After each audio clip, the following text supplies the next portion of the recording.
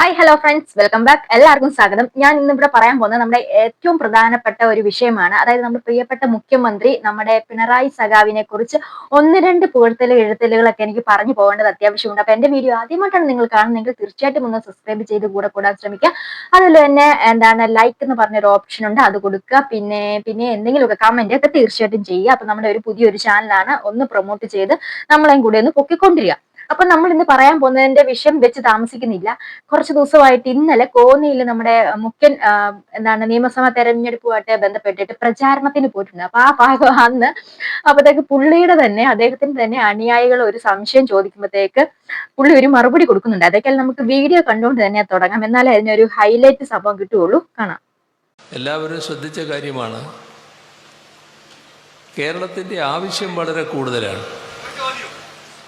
അത് വീട്ടിൽ പോയി ചോദിച്ചാൽ മതി. അങ്ങനെ പറയാതെ വീട്ടിൽ പോയി ചോദിച്ചാൽ മതി. ഇത് ഈ പാർട്ടി അണികളുടെ അവസ്ഥ ഇങ്ങനെയാണെങ്കിൽ നമ്മുടെ കാര്യം പറയേണ്ടതുണ്ടോ? അപ്പത്തേക്ക് ഇത് വീട്ടിൽ പോയി ചോദിച്ചാൽ മതി പറഞ്ഞാൽ ചേട്ടന്റെ ഒരു അവസ്ഥ എന്താണെന്ന് നോക്കി.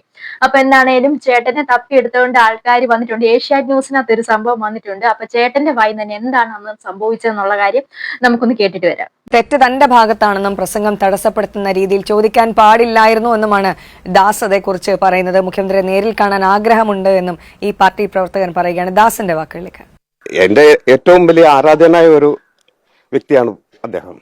അതായത് ഞാൻ ഉദ്ദേശിച്ചത് 20,000 കോടിയുടെ വികസനം ചെയ്തു കഴിഞ്ഞിരിക്കുകയാണ്. മുഖ്യമന്ത്രി സംസാരിച്ച ഇതാണ്, മുന്നോട്ടുള്ള വികസനം ചെയ്യാൻ പണ്ട് BJPയുടെ കേന്ദ്ര സർക്കാർ തടസ്സപ്പെടുത്തി വെച്ചിരിക്കുകയാണ്.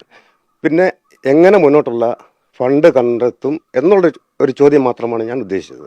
അത് ബഹുമാനപ്പെട്ട മുഖ്യമന്ത്രിയുടെ പ്രസംഗം തടസ്സപ്പെടുത്താൻ കാരണമായിട്ടുണ്ട്. പക്ഷേ ഞാൻ ആ അവസരത്തിൽ അത് ചോദിക്കാൻ പാടില്ലായിരുന്നു. അന്നത്തെ ആവശ്യത്തിന് ഞാൻ ചോദിച്ചു പോയി.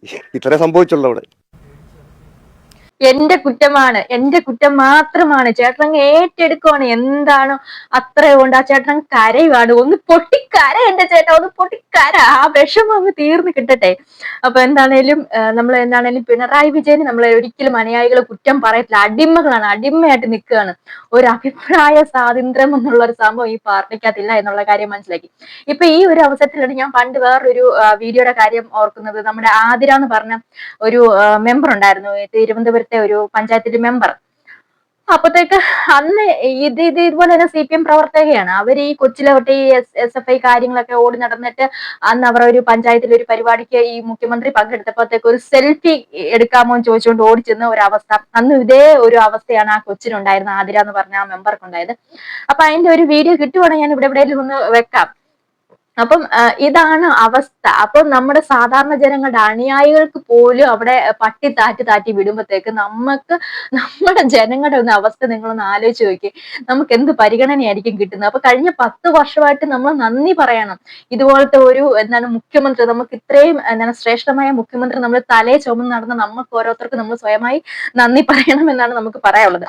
അപ്പൊ ഏക്കാലും മറ്റൊരു വീഡിയോ ഉണ്ടല്ലോ, ആര്യയുടെ വീഡിയോ ഒന്ന് കണ്ടു നോക്കാം. വെള്ളനാട് ജില്ലാ പഞ്ചായത്ത് ഡിവിഷനിലെ അംഗമായിട്ടുള്ള ഇടതു പ്രതിനിധിയാണ് TL ആതിര ഗ്രേസ് എന്ന് പറയുന്ന അംഗം അടുത്തേക്ക് എത്തുകയും മുഖ്യമന്ത്രിയോട് ഒരു സെൽഫി ആവശ്യപ്പെടുകയും ചെയ്യുമ്പോഴാണ് മുഖ്യമന്ത്രി നോ പറഞ്ഞ് അവിടെ നിന്നും മടങ്ങുന്നത്. മുഖ്യമന്ത്രി അതിനെ കൂട്ടാക്കിയില്ല. മാത്രമല്ല അതിന് തൊട്ട് മുൻപ് അതായത് ആതിര സെൽഫി എടുത്തോട്ടെ എന്ന് ചോദിക്കുകയൊന്നും അല്ല ചെയ്യുക. ഒന്നും ഞാൻ സെൽഫി എടുക്കട്ടെ എന്ന് ഒന്നും ചോദിച്ചിട്ടില്ല. അതില് ഞാൻ എന്റെ കയ്യിൽ ഫോൺ ഇരുന്നത് കൊണ്ട് ഒരു തെറ്റിദ്ധാരണയിലോട്ട് അങ്ങനെ സംസാരിക്കാൻ ഞാനൊരു ഇങ്ങനെ വേണം വെളുപ്പിക്കുക, ഇങ്ങനെയാണ് വെളുപ്പിക്കുന്നത്. അപ്പൊ ഒരു ഫോൺ കോൾ വന്നു, നിവേദനം കൊടുക്കാൻ പോയതാണ് ഒക്കെ.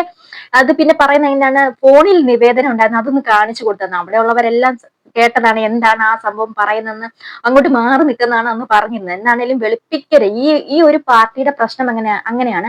അനുയായികള് നന്നായിട്ട് വന്ന് വെളുപ്പിക്കും. മുഖ്യനെ ഒരിക്കലും കുറ്റം പറയത്തില്ല. ഓ ഒമ്പ്ര സെറ്റപ്പ് ആണ് ഇവിടെ നടക്കുന്നത്. അവർക്ക് ഒരു കാരണവശാലും അവർ അഭിപ്രായം പറയാൻ പറ്റത്തില്ല. അവരൊരു വര വരയ്ക്കും. ആ ലക്ഷ്മണരേഖയ്ക്ക് അപ്പുറം കടക്കാൻ പാടില്ല എന്നൊരു സിസ്റ്റമാണ് ഇവരുടെ നിൽക്കുന്നത്. ഒരു നിവേദനം നമ്മുടെ ആ ഒരു വീഡിയോയിൽ കണ്ടിട്ടുണ്ടായിരുന്നു.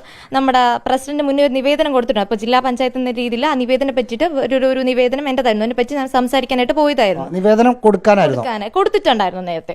അതിനെക്കുറിച്ചൊന്നും സംസാരിക്കാനായിരുന്നു.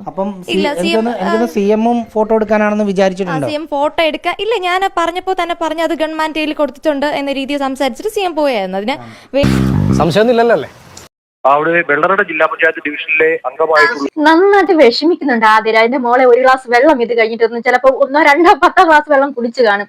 അപ്പം അതുപോലത്തെ ഒരു അവസ്ഥയാണ് CM-നെ വിളിപ്പിക്കാൻ പെടുന്ന പെടാപ്പാട്. ഇതിന്റെയൊക്കെ വലിയ ആവശ്യമുണ്ടോ? നമുക്കൊരു സാമൂഹിക പ്രതിബദ്ധത ഉണ്ടെങ്കിൽ, ജനങ്ങളോട് ഒരു പ്രതിബദ്ധത ഉണ്ടെങ്കിൽ, നിങ്ങൾ എന്ത് CM എന്ത് ഇത് നിങ്ങൾ തുടർന്നടിച്ച് പറഞ്ഞു. അത് വെറ്റുകൾ എന്താണെങ്കിലും പറയത്തില്ല. അതിനൊക്കെ കോൺഗ്രസ് അരെ വാ, രാഹുൽ മങ്കൂട്ടത്തെ പിടിച്ച് പുറത്ത് നിർത്തിയേക്കുന്ന കണ്ടില്ലേ? അതൊക്കെയാണ് സംഭവങ്ങൾ. ഇപ്പൊ എന്താണേലും നമുക്ക് മുൻപേ നടന്ന ഒരു വിഷയം എന്ന് പറഞ്ഞാല് മൈക്കിനെതിരെ വരെ കേസെടുത്ത ഒരാളാണ് ഈ പിണറായി വിജയൻ. പൊതുവേദിയിൽ സംസാരിക്കുന്ന സമയത്ത് മൈക്കിന്റെ സൗണ്ട് ശരിയല്ല എന്ന് പറഞ്ഞിട്ട് മൈക്ക് സിസ്റ്റത്തിന് വരെ കേസെടുത്തിട്ടുള്ള സംഭവങ്ങൾ വരെ ഉണ്ടായിട്ടുണ്ട്. മുമ്പൊക്കെ കുറെ വാർത്തകളൊക്കെ ഒരു 5-8 മാസം മുൻപെയാണ് ആ ഒരു സംഭവമൊക്കെ നടന്നത്. അപ്പം പിന്നെ ഞാൻ ഈയിടെ പ്രോകാസ്റ്റും സംഭവങ്ങളും എന്താണ് കുറേയധികം ഇന്റർവ്യൂവും കാര്യങ്ങളൊക്കെ ഈ അടുത്തിടെയായിട്ട് ഓടി നടന്നു.